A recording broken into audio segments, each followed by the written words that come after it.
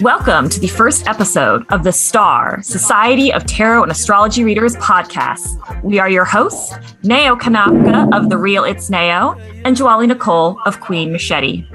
Here we will dive into the world of tarot and astrology as well as other metaphysical topics as it pertains to the community at large.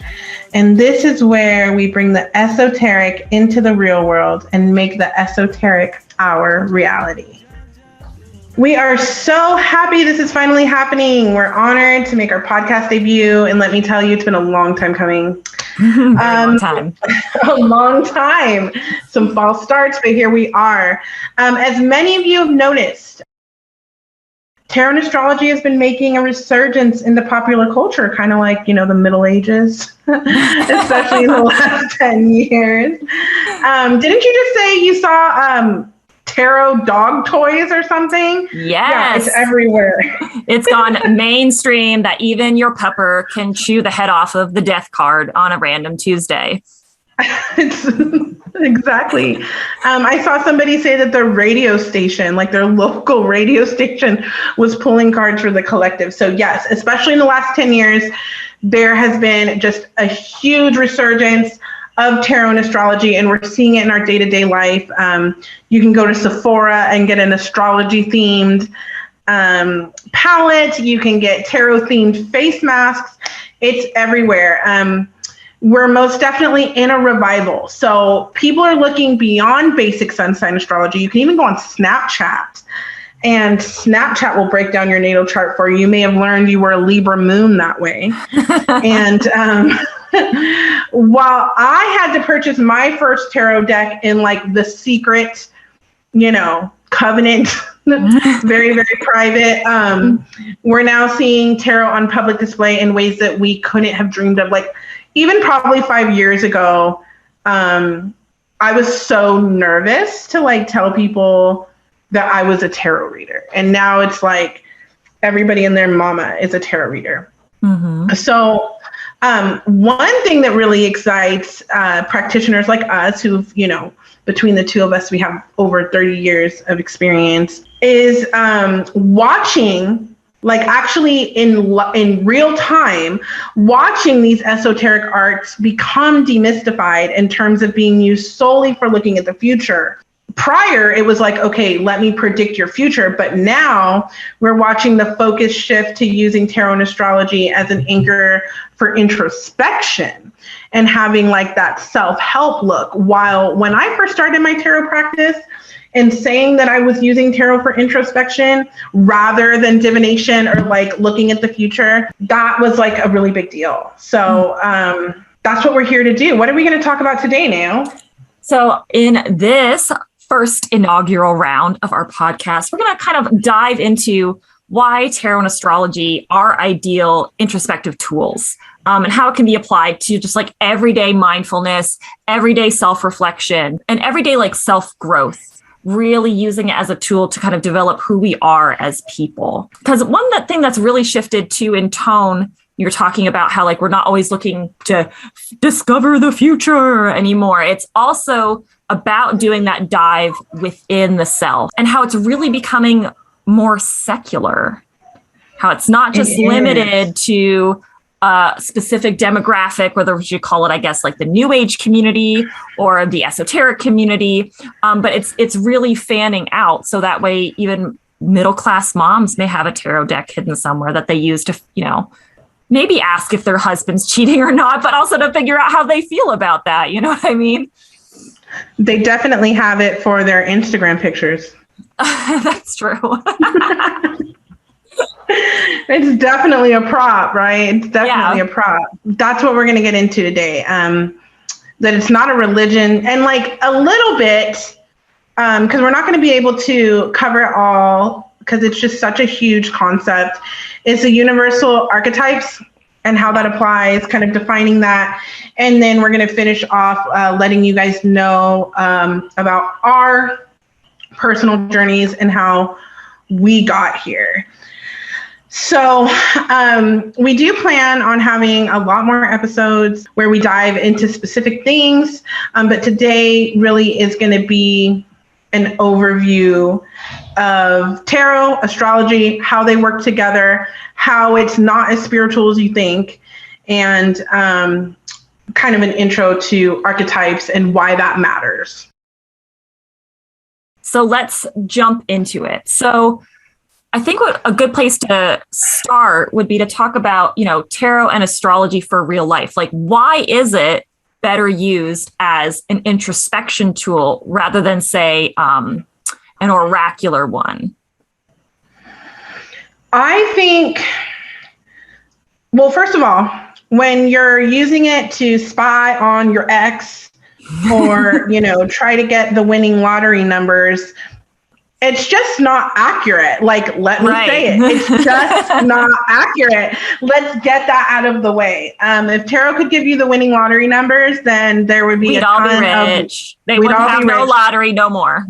Exactly. If tarot could really make us make, I don't know, it can help us make better decisions around relationships. But if knowing what, your ex's baby mama is currently doing really was helpful information, tarot would be suited for that. I think it takes somebody who's more seasoned with using the cards to know what voice they use and what the cards themselves want to focus on. So if you take the time to sit with your tarot deck and really get familiar with how tarot taps into those archetypes that we're going to define here in a minute, you'll see that it actually works better to look within and reflect on how the answers it is providing works with you as an individual person rather than outwardly. Because regardless, even if we're looking into somebody else or looking into a third party, it's always going to be filtered through the reader. So even if I'm doing a reading for Nao, the reading and the way those archetypes interact is going to be based on my experience with those archetypes, not Nao's. And I think people forget the mechanism by which it works. So that's what I would say, why it works better for introspection than divination or like predicting the future or kind of like being a fly on the wall in somebody else's life. Right. And I think the fact that we're dealing with archetypes, which are these more larger universal symbols, experiences that all people, regardless of their background, usually have some familiarity with. And since they are that universal, they're also very loosely subject to interpretation. Like every single one of us has a different experience with the concept of grief, for example. So we're all going to have our different contexts that we're going to use to kind of fill in the blanks. So when that 5 of Cups card comes up and we want to talk about what that means and how it translates to our personal experience, we kind of have to be mindful that the other person might not have that same experience that we do. So there's simultaneously like this open-ended symbol of grief, but within it, like this full, rich possibility of how a person could experience that grief. So that's why it's better to look at those things and kind of apply them internally. Now, this is obviously not to say that like you can never do a tarot reading for somebody else, but it is to be mindful that the information's being interpreted, like you were saying, through your personal lens, rather than being the God's truth of that person's life and their experience. And I think astrology, even more so, right? Because a lot of in astrology, we're looking at personal birth charts. Like my birth chart is specific to me because it deals with the place I was born, the time I was born, and the date, which is not going to be the same or universal for anybody, even if they're born in that same time or place. It'll be a slightly different, you know? Absolutely. And I think we've mentioned it a few times, archetype. So I want to define what that is before we go any further, because we've already said the word a few times. And I want to define kind of how it applies to astrology and how it applies to tarot. So the definition that we're going to use today is from the American Psychological Association. And archetypes are universal inborn models of people, behaviors, or personalities that play a role influencing human behavior. They were introduced by Swiss psychiatrist Carl Jung, who suggested that these archetypes were archaic forms of innate human knowledge passed down from our ancestors. So the APA is a scientific organization. Carl Jung is a huge part of psychology, especially archetypal and, introspection type of psychology. But he is on the borderline of where the woo meets the science. Yeah.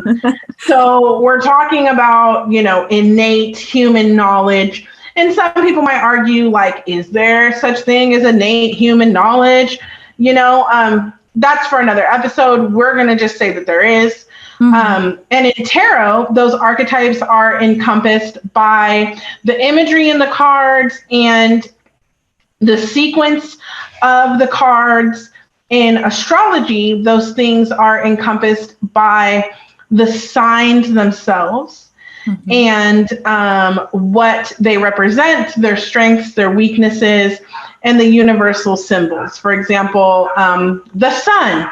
What does that represent? The sun. If you mention the sun to somebody, they're not going to think of Antarctica, the frost. They're going to think. A lot of us are going to think of very similar things. Mm-hmm. But if you live somewhere where the sun is scarce, it might be different than if you live in the tropics and what the sun represents. So that's how our personal lens over the universal archetype gives you that combination, will give you a very personal approach to each thing. Not everybody's going to come up with the same answer, but there also isn't technically wrong answers once you get the basics down, because there is a framework. Mm-hmm. A birth chart allows for the framework to be where the positions of the stars were the moment you were born and what that represents based on predetermined definitions of the signs and the planets. For tarot, there are astrological associations in tarot, so that is also borrowed from there, but there's also the individual imagery on the cards and what that represents. So yeah, what are your thoughts on that, Nao? Using both of these tools to kind of understand who you are, what role you're playing in your own story, has such profound benefits that I think that's probably why it's actually starting to hit the mainstream. Because I think, especially in what we call, say, the Pluto and Scorpio generation, or some would like to call us millennials, even though those lines aren't, exactly overlaid onto each other. We are more focused in diving within us and seeking self-understanding as a way of making ourselves better people. We're looking at, especially we have the tendency to look at our parents and see the ways that they fucked up and were fucked up by their parents, and kind of these generational cycles that are spiraling through us. And we know that here in the present, we have the best advantage, or best positioned to do something about these generational cycles. But you can't do it just running on the assumption that you have never done any wrong, you never shall, or the fact that you're perfect, that we're not flawed.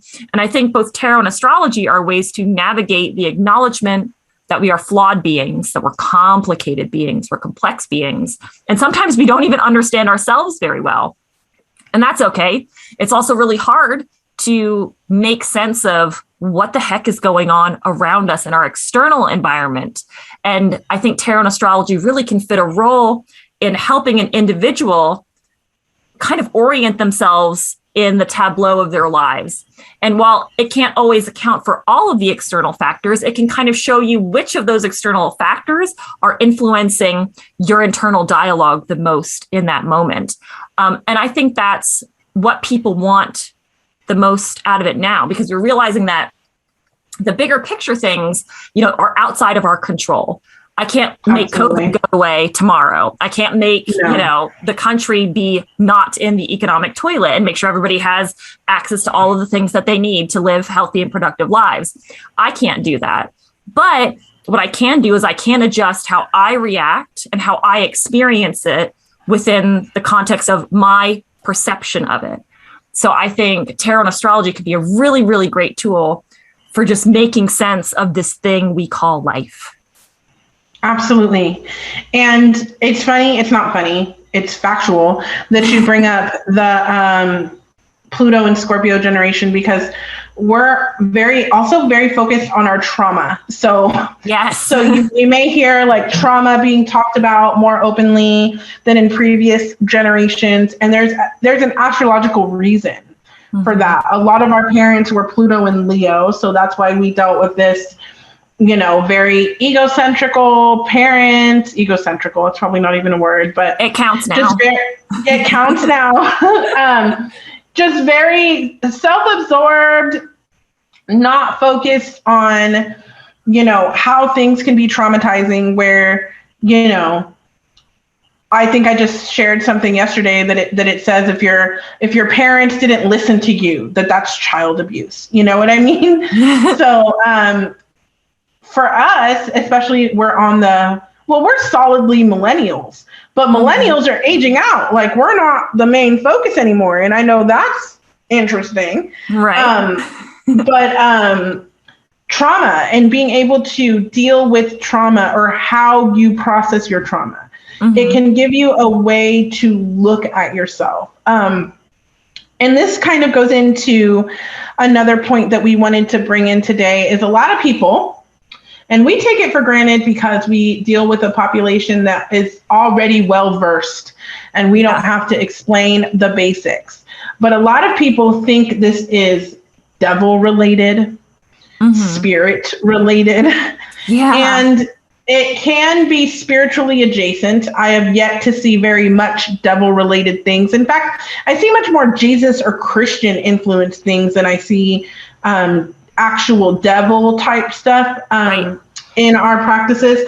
But a big point that Nao and I have, and something we agree on, and what makes us partners, is that we know that these can be entirely secular tools. Yes. You can 100% not believe in astrology, like just straight up think it's false, but use this compass, use this proportion to look at your life through this lens. Like, pretend you did believe it, and these were the concepts. And because you have a, Cancer moon, that's why you're so absorbed and loving with your family. Even if you don't believe that that's true, you can almost like pretend that you do, and be able to look at yourself through that lens and get something out of it. With tarot, it's like an ink blot test. Yes. And ink blot tests, I'm sure I could have done some research on some factual truths about ink blot tests, but I think we can assume and know that when you look at an ink blot test, they ask you, what do you see? And there isn't necessarily a right or wrong answer. They're blots of ink. Now, there are answers based on what the majority of people would see, and maybe some answers that you would get more often than others. But each answer is unique. And based on your answer, that tells you about your cognitive processes, about not only your cognitive processes, but your emotional disposition. Right. And your orientation in life in general. So that's why I think it's so useful, is even if you're not, and I've gotten in fights with people, they're like, this is spirit, it's what tells you what to say. And I'm sure for some people, spirit is what tells them what to say. But I took a very academic approach because of my Capricorn Neptune. I needed practicality to anchor me. Otherwise, I wouldn't have believed it. If it was just spirit fairies and 5D and, floating up, whatever the fuck trend they're talking about, I would have been less likely. But because it can be academic and it can be secular, in my opinion, that gives it more value, not less. It gives it more value because you can basically give a tarot deck to anyone. And as long as it follows the basic, what we could call the Smith imagery, then you'll pretty much be able to read tarot. One of the amazing things that my tarot teacher told me was, and it took me a while to really understand what she meant, but she said, you can't be wrong when reading tarot for yourself. Yeah. And I remember being like, what do you mean you can't be wrong? Then why are we teaching classes? And you could just like, anybody could say anything. But once I understood the breakdown of what we were doing and how it was a window into yourself, if you look at, if you look at the Empress and can't stand her, then you might have some mama issues, you know what I mean? And you might have some issues with how you relate to women. Or if you feel like the emperor is somehow more powerful than the empress, then that can be a comment on how you feel about your own disposition in society as a woman, or just dealing with internalized misogyny or whatnot. That's just one example of the thousands of combinations that can be out there. Yeah. And I think the power of the secularity, I guess is the word, maybe. That's a word. That one is. Okay, good. Aqua Mercury, bringing it in. Yes. The secularity of both tarot and astrology is that because we can approach it without religion, it makes it more accessible to more people. And because these, again, are tools for introspection, for self-cultivation, for self-improvement, which everybody needs, because there's not a single one of us out here roaming around that has got it all sorted out. And that accessibility can be extremely powerful and extremely helpful to people who need it. So that's why I feel, it's also my family's tradition is to put a deck of tarot cards in the hands of our teenagers and teach them how to read tarot in their teens in my family, because we want them to have tools early on for them to understand who they are, where they want to go, what they want to be. And when they're confused by that or confused by life and where they belong within it, we can say, go get your tarot deck, or do you want me to get mine? Auntie or otherwise, we're going to get it sorted, baby. We're going to get it sorted. So I think bringing these arts and encouraging people, saying like, no, it doesn't have to be, you do not have to believe in a higher power in order to use either of these things. But if you do, this can also be in alignment with it. Like it's not, exactly. It doesn't have to cancel out on either side of the religious, not religious fence. It doesn't. That makes it a unifying. Yes. That makes it unifying. That is why we are not the society of spiritual woo-woos, of magical 5D, which there probably is a society called that. Sure. We are the Society of Tarot and Astrology Readers, and there's no religion. We have people in there that are on some darkety dark, and we have some people that are on some love and light. We have some secular people. We have some people who believe that spirit wakes them up in the morning, so there's, and no cap on either side, I'm pretty middle of the road when it comes to that. But the reason I chose, tarot and astrology as the focus specifically, rather than witchcraft and magic or self-help and love, was because tarot and astrology is universal. And whether you are on some, I am summoning the dark forces, or if you are on some, I don't believe that there is a heaven or hell or God or devil, it is still something that can be applied in a universal way, and we can agree on that, and we can discuss those things because we all experience the transits. Most tarot decks follow a very similar system, and we can discuss how those archetypes apply. They deal with motherhood, fatherhood, control, emotions, all the elements, fire, water, air, earth. There are just patterns in there that cross cultures, cross generations, cross genders, and life experiences. So when we say we're the Society of Tarot and Astrology Readers, that is just saying that we are a society of people that agree that this can be used to live your life as a mechanism to assist in living. Can it help you make decisions? Yes. Will it make decisions for you? No, but it will help you understand your own process of decision making, which oftentimes is half the battle. I love that you mentioned that in your family, it's a tradition. So that's a very different experience than my family. Mm-hmm. Tell me more about your family and your first experience with tarot, what it means in your family, how you got to where you're at right now. Mm-hmm. So my dad is a very, he's a fellow on the new age kind of stream, which was of his generation, right? He very much was a hippie in old school parlance, we could say. And for him, he really got into these arts at a younger age because he was influenced by my great aunt.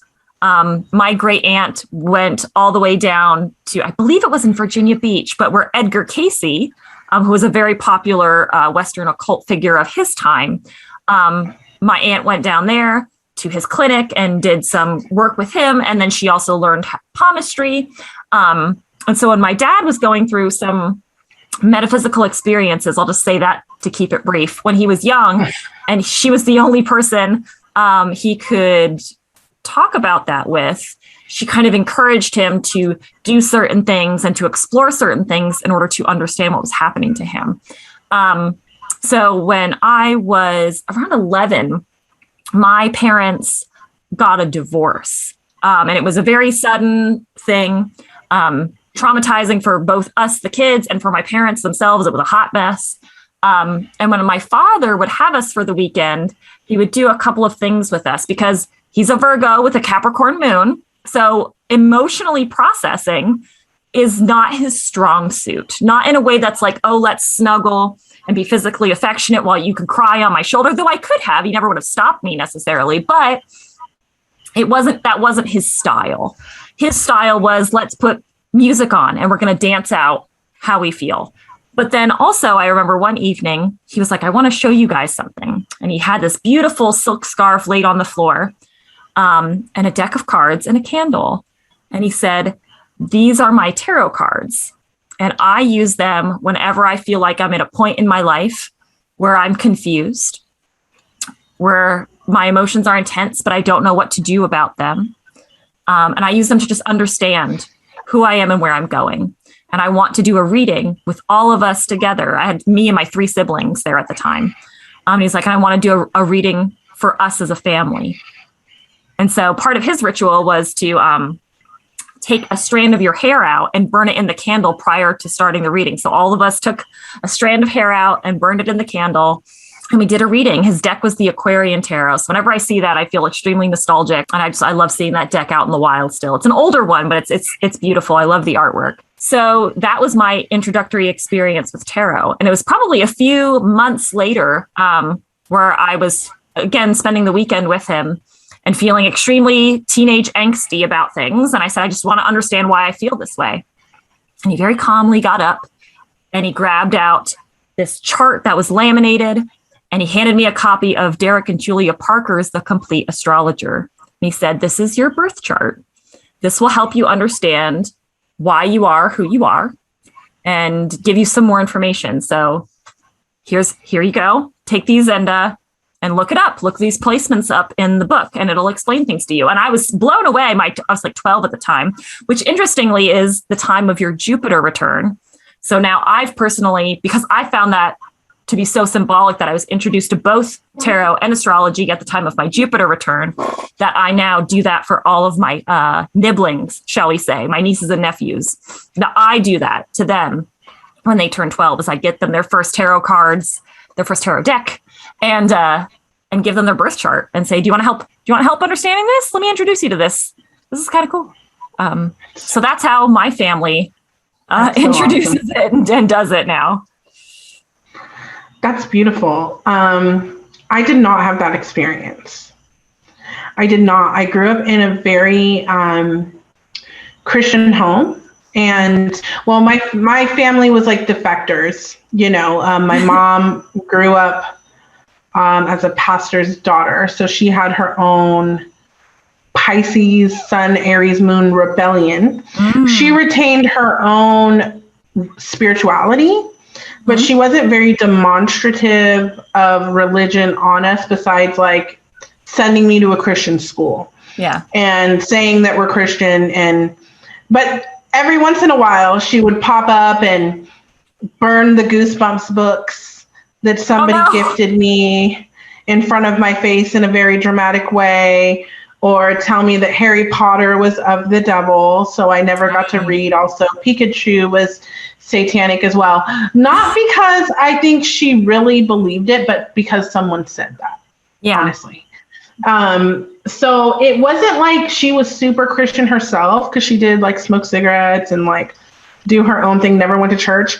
But she had Christian conditioning, so that rolled downhill. I would have never been able to possess a deck of tarot cards. My dad is a psychologist, and you know, he does not believe. He's a Cap Virgo, so he's the opposite of that. Does not believe it exists. You know, thinks it's just chance and something. You know, all horoscopes sound, you know, universal enough that it could apply, which I do agree to some extent. Yeah, I do agree with that. But either way, was not introduced to me as a child. I got my first tarot deck from Barnes and Noble. It was the Enchanted Tarot. My friend, a very dear friend of mine, we've lost contact over the years, but her activating so much of my spirituality and personal identity. I think we all have a friend that has like that kind of impact on us.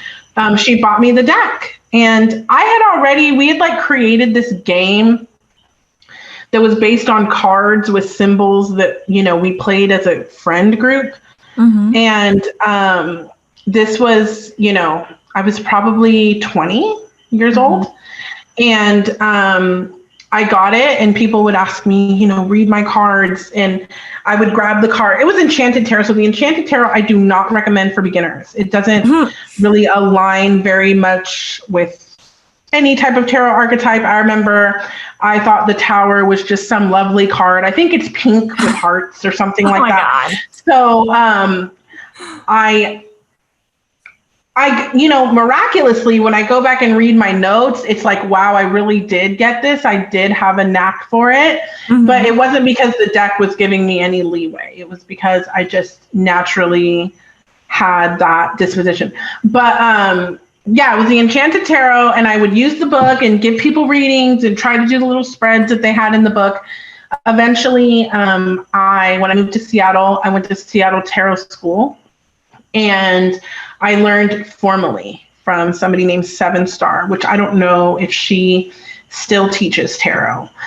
She may not. But that was the teacher for me. I'll tell you what, that was the absolute, she was a Native woman. She was also like an interpreter for deaf people. And that was like the other job that she did. She was just everything. She was I've never seen anybody approach it the way she did.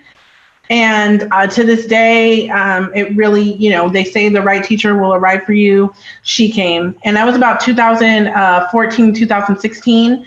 So I was right before, a couple years before my Saturn return in my T-square. So, and I learned tarot first before astrology. So I think that's interesting that you learned them at the same time. So I got to astrology through tarot.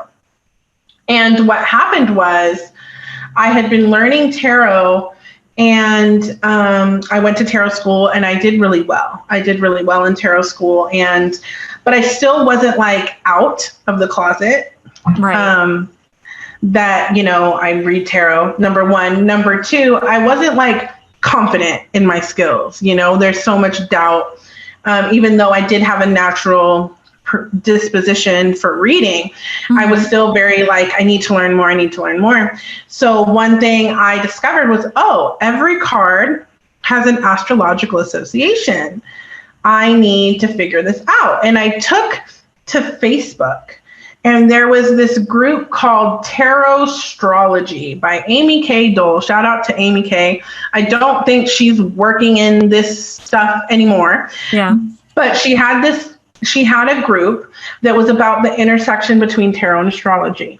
And that intersection changed my life, because there isn't a tarot reading that I do that doesn't involve astrology.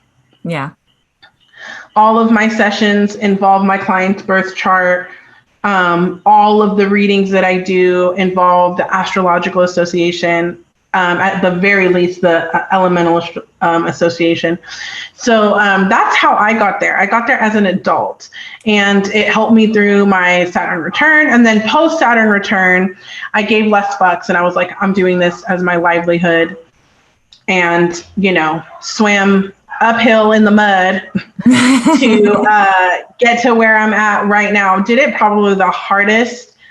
Not the hardest. I'm dramatic. I'm a Leo moon, but like one of the most, like a really dramatic way to like get to where I'm at right now, as far as like shit posting, Facebook, shit talking, to like get to where the social media escapades, exactly. And the relationships and the burnt bridges and the blocks and all that shit.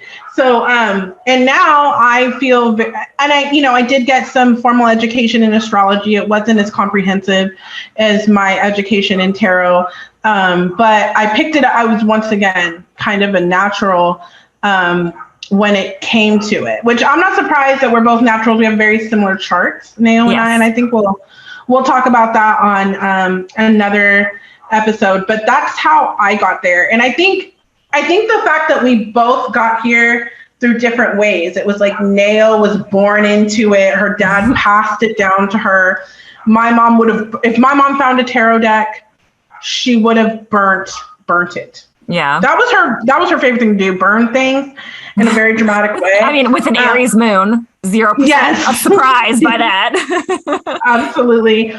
But I think it's valuable that I got it as an adult and learned it formally. Mm-hmm. So that's how I arrived where Nao grew up with it, and probably never went to a tarot class in your life. So that also goes to show, that you can arrive in completely different ways.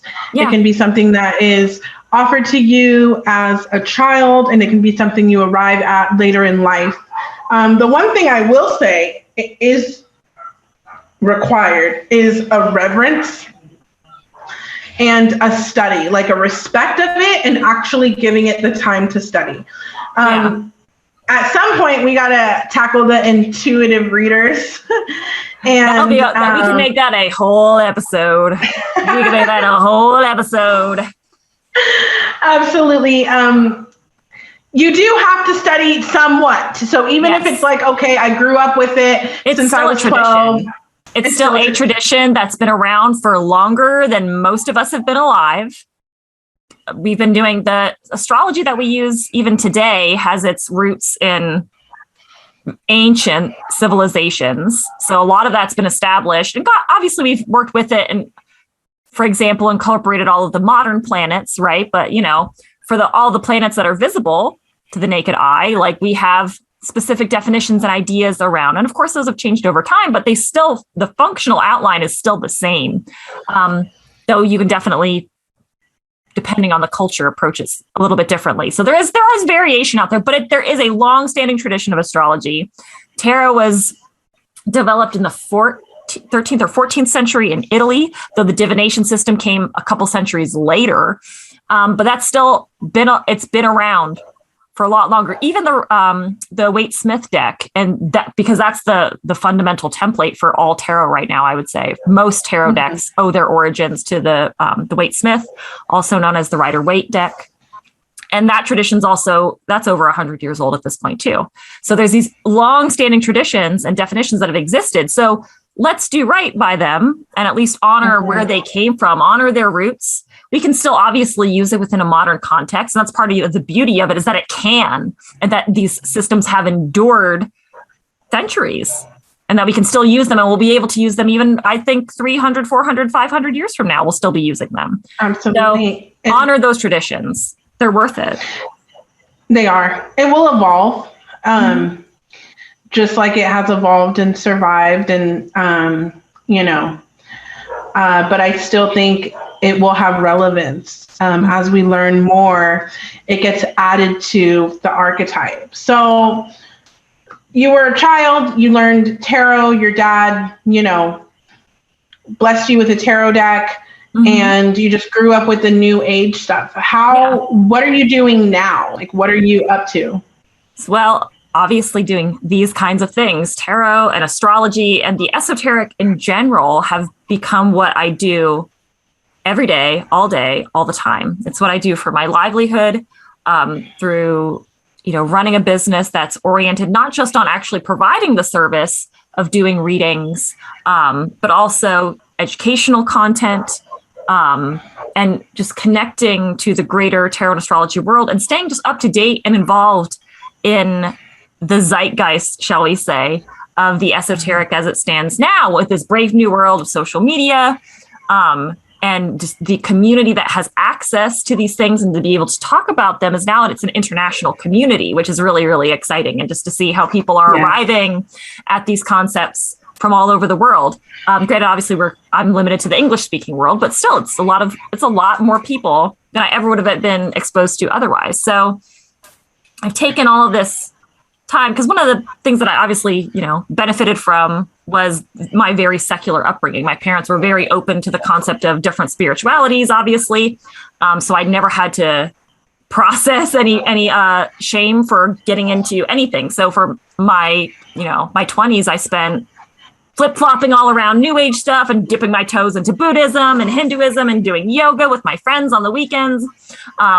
And just whatever I could consume and whatever interests me. And it stayed an interest. Like the esoteric has never not been an interest of me since that early introduction. So I just stayed with it, and it slowly grew and evolved. And I learned about Reiki, and I hate using the term master, even though I do have my level 3 attunement. I prefer to just call it that. And I have an active Reiki practice. I'm also getting into my the Leo moon rears her head. Getting into my ancestral traditions by getting into Norse paganism, and that's another esoteric community that has a lot of work that it needs done and attention to. So I'm living my best esoteric, witchy, bitchy life, just being able to do it all and spend my day on it every day, and helping people understand it and apply it to themselves, and doing it for them if they so want me to do so too. What about you, my darling? I took the leap. I quit restaurant work in 2019 to care for my daughter full time. She was born premature, so quite a bit premature. So it really changed the scope of my life, and the fact that I wasn't my Saturn return brought my baby. And that was quite Saturn, 5th house Saturn business that I was dealing with there. And I created STAR, the Society of Tarot and Astrology Readers. And really, that has just been the center of my existence easily for the last 3 years, besides raising my child. So those two things have been what I've been up to. And from that, other opportunities have arose. So I read tarot almost daily. I have sessions with clients almost every day where I am combining not just tarot, but cartomancy in general. I use oracle cards. I use Lenormand cards. I actually was introduced to Om by one of my clients in Ireland. So anything cartomancy related or divination related, I really dive in head first, and I'm always learning. So that's really cool. And I also was blessed with the opportunity to write for, in my opinion, the most innovative, beautiful deck on the market, which is a Superlunaris tarot deck.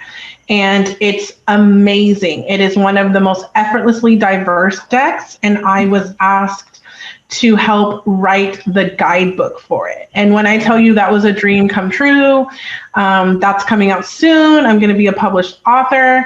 And that was a labor of love. And that has been really amazing. So for the most part, I make my money off my Patreon, and then selling readings and sessions. So a Queen Machete session consists of tarot reading and motivational speaking.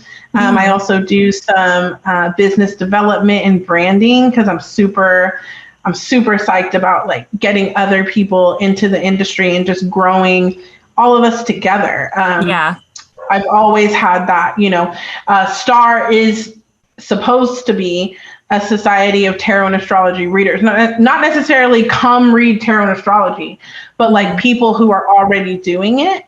And, a professional organization. So STAR takes up a lot of my time as it grows legs and people meet each other all over the world. It's really become an enigma in and of itself.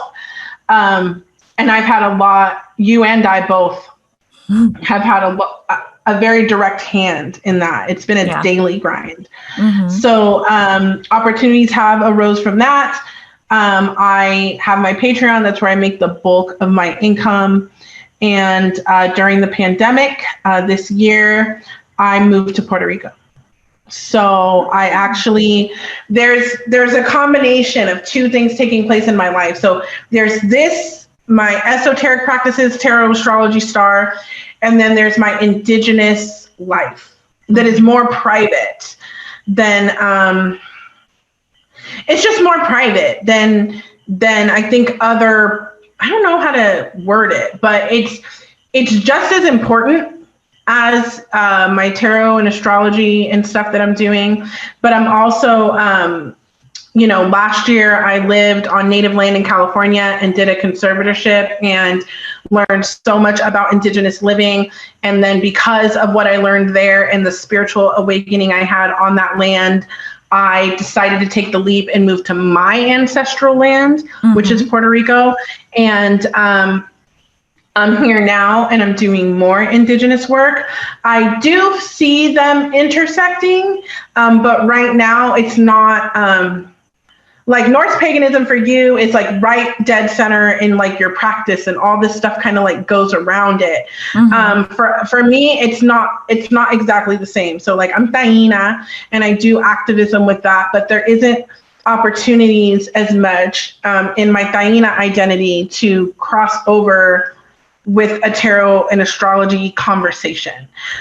So it's not unified, but it is unified in me as a practitioner. So I'm the unification of that. So I'm living my truth as an indigenous woman, as an indigenous activist, as a mother, that also does tarot and astrology and runs, and it's a community builder and a content creator. And this is what I do for a living. So, and an author at this point. We're also working on a book of our own. A lot of what we do is shadow work and introspective focused. And Nao and I are not afraid to tackle the hard questions. And that's what a lot of these podcasts are going to be about. This was an introductory one. Yes. But I feel like the future ones, you'll think it's clickbaity on the title, but we'll really get into the nitty gritty. We're not scared. So this is probably the most PG and benevolent and nice will sound. Yeah, no, not entirely. But I mean, there'll be times. Yeah, I mean, we didn't scream at anybody and call anybody raggedy and stupid this episode, but I feel like we're not love and light. We are not. We are definitely shades of gray. Shades of gray. We are not no gatekeep. We definitely guard some gates, and I know that's not popular to say in the spiritual community, but we'll explain it to you why gates need to be kept, why love and light is bullshit, why it is unethical to do third-party readings, why the twin flame cult is just that, a cult. We'll get into all of this because these are the tenets in which our community is built. Star, I was in a podcast with my good friend Bradley Moonchild, and one thing we talked about is how Star is counterculture of the esoteric.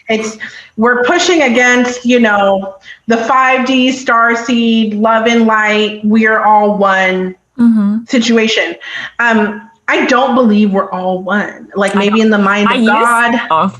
I used to. That's like that's been some of like the best education of Star for me, is realizing how much of like the new age stuff that I like really used to believe in and still like maybe do. There's certain bits of it that I still keep because there's some of it that is relevant and that does apply.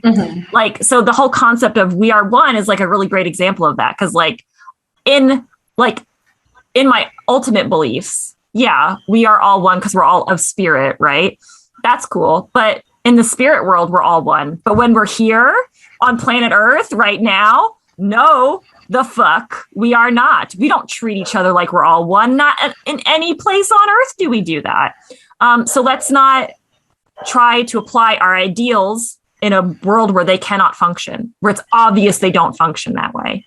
Or it's spiritual bypassing to do that. Or we're going to default to the white colonial mindset in order to be all one. Right. So really breaking down those beliefs. And there may be times where you guys are listening to the show and you're like, I'm pissed off. Like, I don't agree, or I haven't heard that. Good. Exactly. That is the goal. The goal. I got kicked out of a group today, a huge astrology group on Facebook. Because I said, what did I say? I said that Virgos are just as delusional as Pisces because anxiety isn't real. And I got blocked straight up from that group for saying that because it is controversial.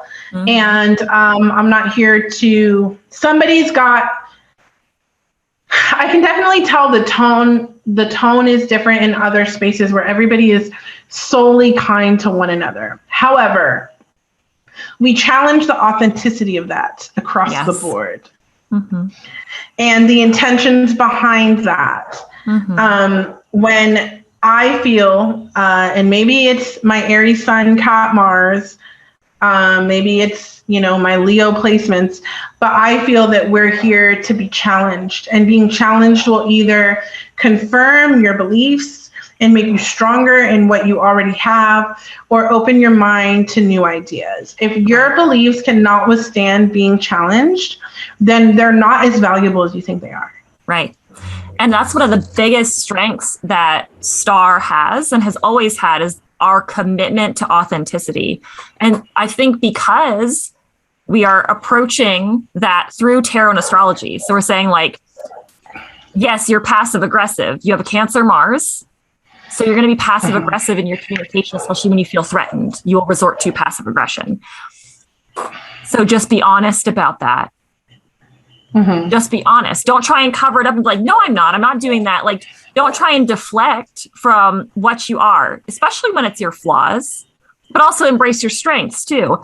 And because when we are using tarot and astrology to improve ourselves, you can't do that if you're going to lie to yourself and lie to others about who you really are. Like, the call is to live an authentic life, because we know, by looking at the suit of the wands in particular, that living an authentic life is the key to self-actualization. Feeling like you are in alignment with who you truly are brings you into alignment with everything else around you and leads you to living a satisfying life. Not a happy one, a satisfying one, a meaningful one. One where that you actually exist within and you're not just gaslighting yourself. Yeah. And it's and it would take 2 Leo moons to be able to have this kind of audacity, because at the end of the day, we're Leo moons, we're gonna be all right. You know what I mean? Like, we'll be fine. The God complex is thick with these ones. Like, we're gonna be fine. So, but it's also confronting ourselves, and a way for us to model authenticity, which it's kind of cheating, because for me, I'm an Aries, Leo. I'm not like doing something innovative. I'm literally just doing what's easiest for me. And people, I think, sometimes forget that, like, this is easier for me. Like, you guys that are out here making fake personas and like being weird and awkward, that would be a stretch for me. Yeah. So me just being myself and telling everybody to deal with it is natural. So that's part of my shadow work, is like admitting that I'm not just like so woke because I'm being so real, which I could do, because people kind of set you up as a leader to be that way. But constantly challenging ourselves, constantly challenging the community. We saw that ad the other day that was like soulpreneur, or I don't even know what the hell. Take your business into 5D. You soulpreneurs. And it's like, and you can imagine who's selling that, and why, and how much those courses are going to cost. And it's not at all that we don't believe in making money off of it, because you should be compensated for the effort that you're putting out in the world, and you should be supported by people who want to see more of what you're putting out there. But there's a difference between modifying, or like, how do I say, like making money off of people's access to the divine. What I'm doing and what my practice is literally trying to teach people that they have access to it themselves. I work to make myself obsolete. Eventually, I don't have the same clients that I had 5 years ago because they read tarot themselves now. They have their own businesses now, because I believe that everybody can do that. So there's a lot. If this is coming, so what does this mean in pop culture? If pop culture is going to absorb tarot and astrology, and we're just going to log into Snapchat and have a daily card draw populate over our head right here, a filter, a tarot filter. I see one in the future. Then let's have responsible conversations about tarot. Even though we won't, even though like anything, pop culture will take and bastardize, at least Star exists. At least this podcast exists. And you can hear a dissenting alternative voice, a counterculture voice, to a different way of looking at this, because there are people that are going to just try to defeat us by saying, oh my gosh, you believe in the stars. What effect can that actually have on you? Or, oh my gosh, look at this cringeworthy 5D star seed twin flame person. I'm going to use that to discredit the entire community. And there will be times where we're just wiped away because of that. But somebody will listen to our podcast and somebody will be like, you know what?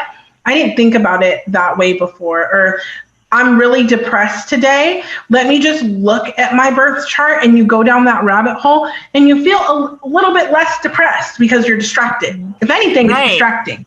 Oh, and it's something there's rabbit holes for days. Rabbit holes for days. Rabbit cities. Rabbit cities, more like moles that dig underground and pop up in different places. You never know where you'll end up. You will become a mole person if you get into astrology. You heard it here live. Yes, you do start looking kind of weird a few months in and sounding kind of weird. It is different when I talk to people outside of the community and I'm just like, oh, well, the moon's in Scorpio. So, and they're just like, bitch, the fuck?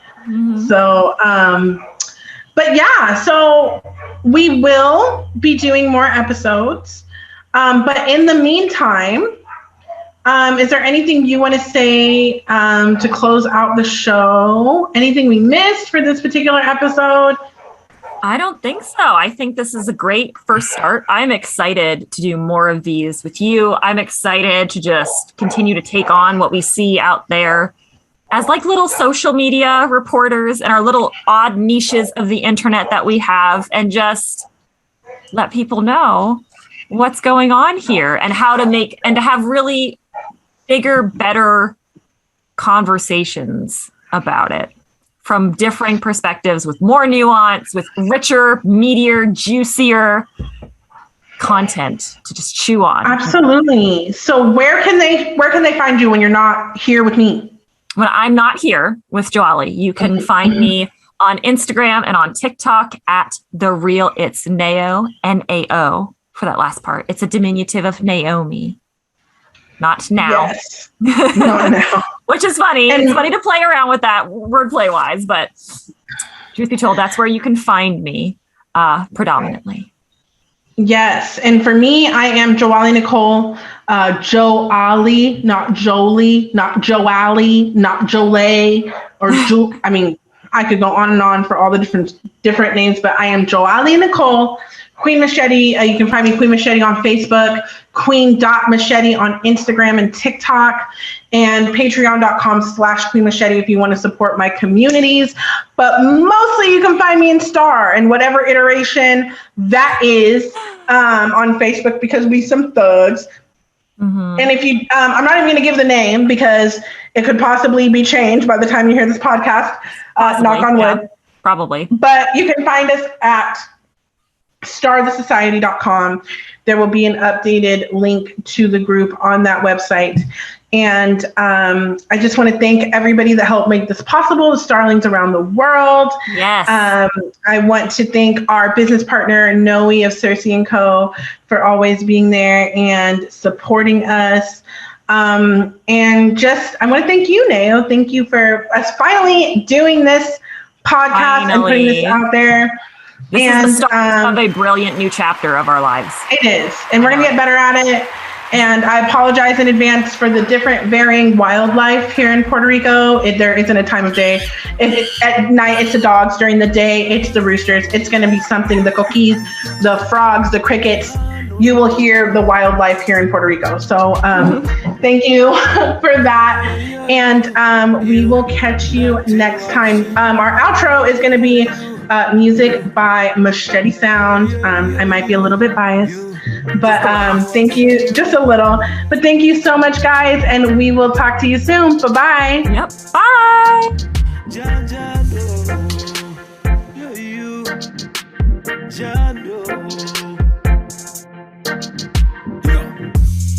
Big up the Father.